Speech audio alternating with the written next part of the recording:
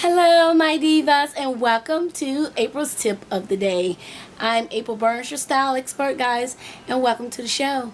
Hello, ladies. I have been MIA for about a week. Usually, I do 3 and 4 of these videos as well, but I have been extremely busy. Of course, you know we just got over the holiday, but I've been out of town. Had a wonderful trip to New York. This was amazing.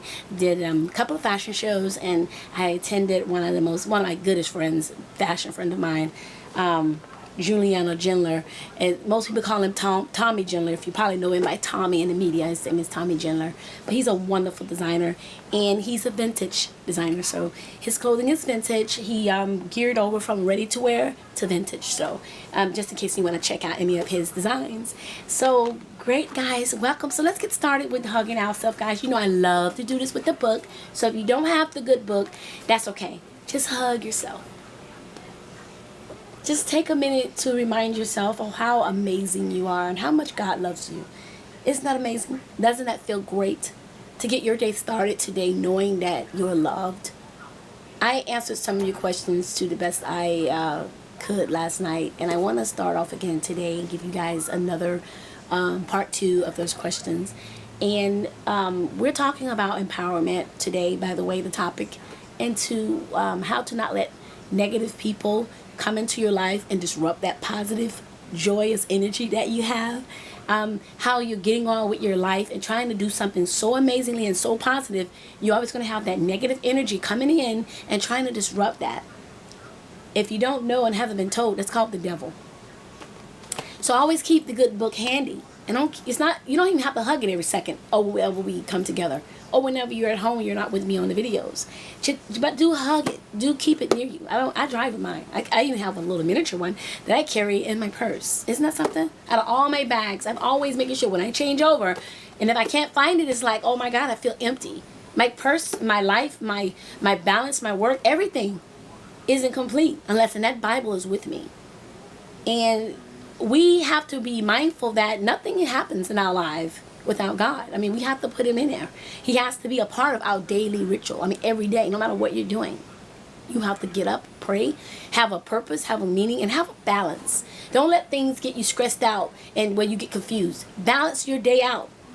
What works for me. So I'm going to just go ahead and go through these because some of you sent me a lot of questions, and I could cut on the computer, and over here I could go over here and just right here beside me log on and really type in. But some of you should already be logged in right now with me at this very moment, and you know who you are and what questions you ask. So I'm going to touch on some of those if that's okay, without calling your names, without going one by one, but I'm going to go through them all. One was, a negative sister-in-law. He's your husband. You don't listen to outsiders. Okay? You didn't marry them. You married him. Now, to not say that as cold and mean it that way, what I mean is that in the end of the day, that marriage is between you and him. You didn't take that before God with the whole family. You took that before God with you two. And that's, in the end of the day, only thing that matters. That's who love matters, whose opinions matters, whose commitment matters, whose dedication to that marriage matters.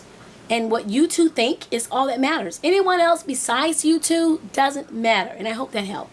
Now, with all respect, try to get along with your in-laws. I mean, why not? It's going to make him happy. It's going to make you happy. It's going to make everybody one big happy family. Why not? Why not? And if there's lots of kids involved, the most important thing you could do is be a mother, be a woman in front of their eyes, and always respect their family. And be first and foremost a woman. Respect yourself. Regardless of whether they respect you or not. Don't disrespect them. You hold your head up, get your kids, and you get out. You just remove yourself from the negative energy. That's all you're doing. People are not worth the energy and the negativity and the tears and the pain. People are not worth your efforts to do that. What you owe yourself is to get out and say, forget this. This is not who I am. This is not what they're going to make me. And I'm not going to put myself through this situation any more than I need to. Because it's not worth it. And God wouldn't want me to. Simply put, he wouldn't want you to. And I hope that helps you. Also, some of you were saying that you're having a little issue with family members telling you what to do with your wedding, and family members and weddings, and now you're thinking about going off and doing this yourself with you and your spouse. Okay, why not? If you're not coming to a compromise with family and they're trying to run it, why not elope? If that's what you're talking about, elope. Again, it's between you two. It would be great if the family could be a part of it. But to be dictating and telling you what to do and what not to do, they're not paying for it, are they? If they're paying for it, then tell them, hey, look, keep your money. I thank you. But, hey, guess what? I don't need it. Bye. You know, it might be kind of cold and mighty blunt put, but in the end of the day, that's what it's going to be about. Your decision, your wedding, your big day, not theirs. Why let them ruin it? You're letting people ruin it. And this is supposed to be the most amazing time of your life. This is the day you're going to remember for the rest of your journey with this man. So why would you let your family, his or anyone else, disrupt that? I know you love them, and I know it's hard, but sometimes we got to make the hardest decisions when they're the best ones for us. And you're going to have to make that call. Not him, not me. You're going to have to make that call because this is your relationship and you're the woman of it. And if he has sisters and cousins, which are females, trying to run it and attacking you and him about it, then it's time that you guys to make a decision about you two and your life together, not them. And I hope that helps. Also, you guys wanted to know, you know who you are, about a little bit of how will you forgive someone. We talk about this all the time. I'm always getting this question.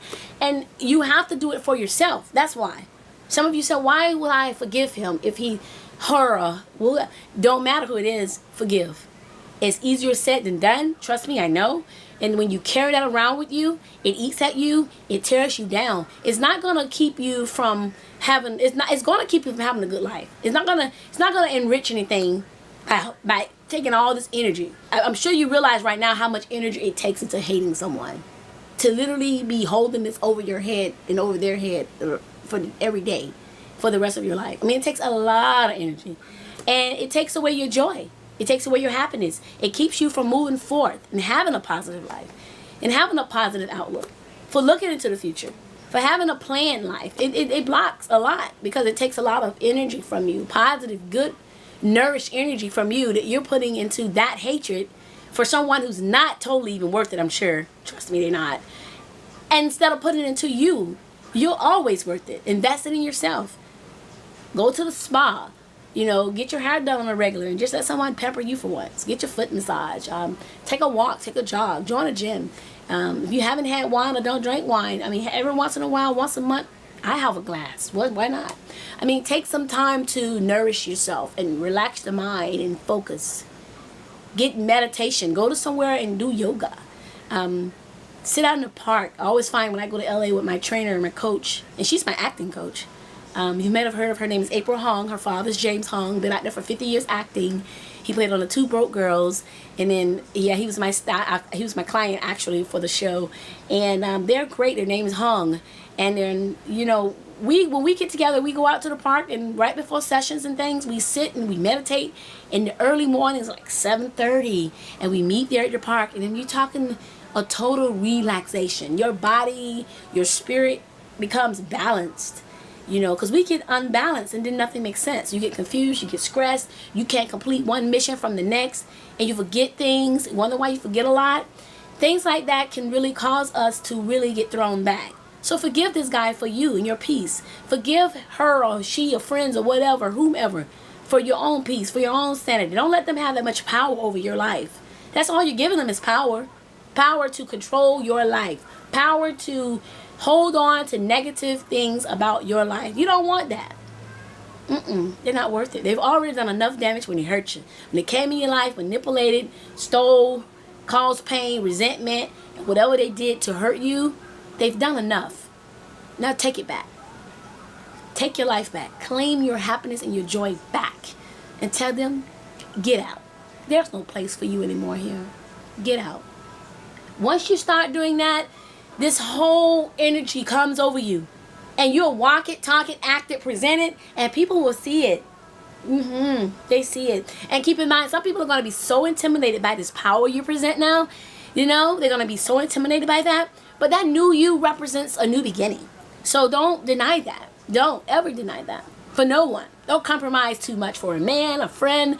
No relationship should have to be that compromised to be with someone. And you definitely shouldn't be having to hold on to all this pain and this resentment, because it only keeps you from being whole. I hope that helps. Okay guys, again, we're gonna go. I hope you guys liked the video. As always guys, continue to like, share, tweet, hashtag always subscribe and continue to come back. And I love giving you guys wonderful answers if they're wonderful. Some of you tell me that they're amazing or brilliant or all kinds of things, and I appreciate them so much. But I'm just me trying to help you ladies stay strong and empowered and love yourself, and remember that no one owns your happiness but you. No one claims your victory and your greatness but you. No one claims that but you. God gave it to you and it's rightfully yours, and you should own it, and you should walk it, and you should give it to the world every day. Have a plan in the morning. Pray, meditate, yoga, tea, take a walk, take a jog. Do something in the morning that nourishes your soul, your mind, and your body and your spirit before you get your day started. And I'm guaranteeing you, every day that you do this, this will help you to balance each day, every day. Also, write in a journal. Write in a notepad. Write your thoughts. Write your plans. Write your victories. Write your moments. Write your next week appointments. Write out anything you're thinking about you want to do before it's even happening.